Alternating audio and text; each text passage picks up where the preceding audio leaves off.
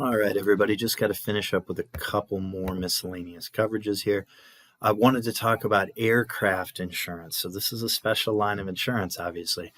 And when, there's big differences when you're talking about an airline that has scheduled flights with, hundreds and thousands of customers versus a private plane, which, is owned by somebody for their business use or their pleasure use, and they only have a few passengers. There's a big difference there in those markets. Here's kind of what ends up happening here. You're going to have liability, of course. Now, liability for the big airlines, that's basically on a scheduled basis. So in terms of what's insurable, we're only going to have a fixed amount per person that's available for insurance. So if lawsuits come along and people want to try to sue for huge amounts of money, they can do that, but insurance isn't going to be our protection there. There isn't going to be anything we can do because it's going to be limited per person there. You have those limitations on smaller aircraft too. It's just that, when you're only talking about 4 passengers or 8 passengers, there's a big difference between that and some of the big jumbo jets that carry 300 passengers. So yeah, that's liability insurance. That's something that we have to worry about.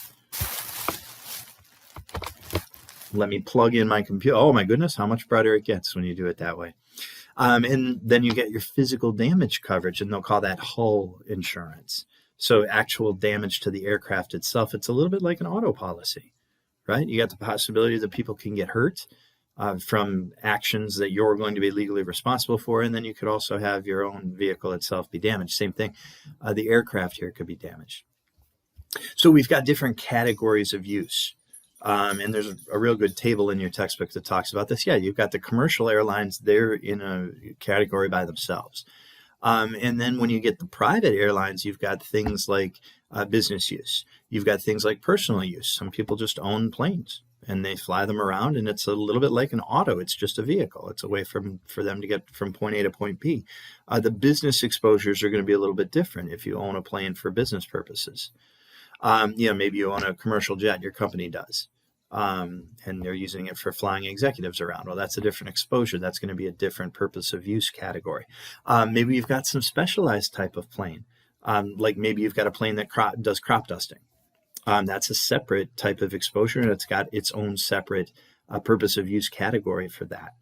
Maybe your plane is just a demo plane so you can show prospective buyers how this plane works and what it looks like. In order to qualify for insurance, your pilots are going to have to be qualified. So there's a license, and they're going to have their license up to date. There's also a medical check you have to do to be a qualified pilot. That's going to have to be up to date if you want the insurance to apply.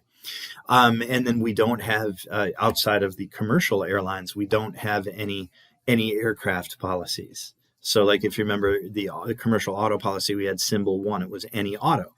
Covered you in any auto that you used or that any employee used. We don't have anything like that here. All your aircraft are going to have to be scheduled. So they'll be specifically listed and probably specifically rated as well.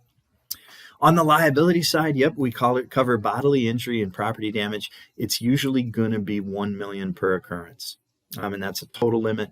Now it's per occurrence, so we don't have an aggregate limit. In other words, if you happen to have multiple accidents that cause more than 1 million, you'd get up to $1 million each time to pay for bodily injury or property damage. The private owners are going to have trouble getting more coverage than that, 1 million per incident, because there isn't an umbrella here. That's just a feature of aircraft. We don't have umbrella policies in aircraft. So no aggregate, and that just means it's per occurrence. So remember in the CGL, you had a $2 million aggregate. So you might have 5 instances, but if the first 2 put you over, then the remaining 3 wouldn't be covered at all. We don't have that situation here. If you were unlucky enough to have 4 or 5 incidents, you'd have that full $1 million limit available to you each time. Now, if that happened, you would almost certainly be hit with a non-renewal notice the next year. But at least for the incidents as they occur, it'd be okay. Hardly any exclusions, except the ones that you're used to seeing. Intentional injury, that's going to be excluded. Like always, injury to an employee, that's supposed to be under work comp. War and terrorism coverages are always excluded. No surprise here. And then fellow employee, which again, work comp is something that should drop down to cover that. So not a lot of exclusions here that are specific to the aircraft policy. So that's the liability piece. Now the physical damage piece to your property, to the aircraft itself, to the hull. We have two types. We have ground and flight, or we have all risks not in motion. So we can have hull coverage only while it's on the ground. That's all risks not in motion, only while it's on the ground and not moving under its own power. So yeah, if it's being towed by something, well, it's still covered because it's not moving under its own power. But if it's taxiing, then it wouldn't be covered because that's under its own power if you had the all risks not in motion type. The other way to do it is to have all risks ground and flight. So the issue is, do you want coverage while you're in flight or not? Those are the two different ways you can write it. Hardly any exclusions here. There's going to be deductibles and they're going to be big. Although ironically, the larger aircraft usually don't have a deductible. And that's because the kind of damage that they're going to sustain is going to be big enough that a deductible just doesn't even make sense, right? When you have a big aircraft and it's worth $100 million, the idea that even $100,000 deductible stops people from making claims, it just doesn't. It's just too expensive. Deductible doesn't even make sense there. Smaller aircraft, you will have a deductible, and it'll either be dollars or percentage. This idea of passenger voluntary settlement coverage, that's kind of unique. So here's where we have the schedule that says if you are injured in an accident that involves an airplane, we will pay you this much if you agree not to sue. So that's a decision that you have to make if you are injured as a result of an aircraft incident. Then you are giving up the right to sue, and then you'll have access to the scheduled payment depending on the injuries that you've got. So that's kind of unique. You don't really see that anywhere else. And again, you have to give up the right to sue to actually get that. So it's kind of an interesting way to handle that risk. Okay, next item that I wanted to talk about is surety bonds, because these come up fairly often, particularly in construction projects. So what'll happen is somebody has to guarantee that this project is actually going to get done. So let's say I'm a school district and I need a new school built, and I need this school up and running by, the beginning of August next year because we need to use it. So I need somebody to guarantee that this work is going to be done. So it's one thing for me to take bids on the project, and obviously I want to take the lowest bid, but not if that means that the lowest bid isn't going to have it done in time. Surety bonds come in and help us guarantee that. So what ends up happening is it is a little bit like insurance in the sense that if the person fails to complete the project, then we will have the surety step in and make good to this group that we call the obligee. So you've got the principal, that's the person who's supposed to do the work. So the contracting company that was contracted to build the school. The obligee is the school district, and the surety will be a third party. It might be an insurance company.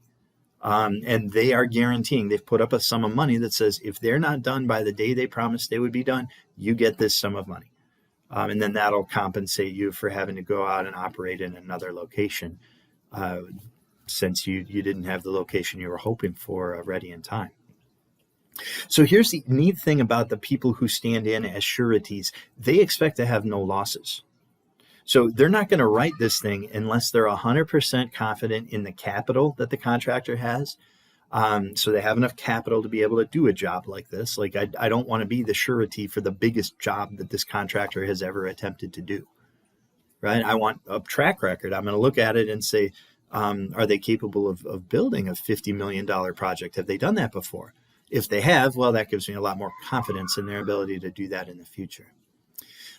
Capacity, kind of the same thing. Do they have the ability to complete this project?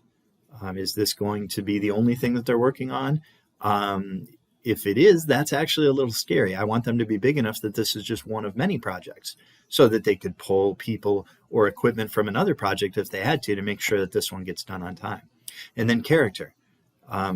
Have they ever failed to meet their obligations in any other sense? So I'm looking at the 3 C's. We call it capital, capacity, and character are the 3 C's. If I'm a surety, that's what I'm concerned about. Before I'm going to guarantee my money that they are going to get this done, I have to be confident in those things. Now, they're going to pay me something for it. I expect zero losses, but that doesn't mean I'm going to serve as a surety for free. It's just that when we look at like loss ratios, it's not like insurance where you might expect a 70% loss ratio. They really do expect a 0% loss ratio. They're just stepping in to give additional assurance to the person who's expecting this to be built, the obligee. We're giving them additional assurance that this is going to get done. And if it isn't, we'll give you a sum of money to guarantee that we're going to backstop the person who made the promise, the principal. The coverage doesn't go year to year. It is possible to write surety bonds that are cancelable, but it's rare. It's more common to say, nope, we are the surety and we are going to guarantee that this project is done by the date you promised. Might be a few years in the future. That'll impact the price I charge, but the coverage definitely doesn't go from year to year and, oh, we need to find a new surety. It usually doesn't work that way. Once you're in for the long haul.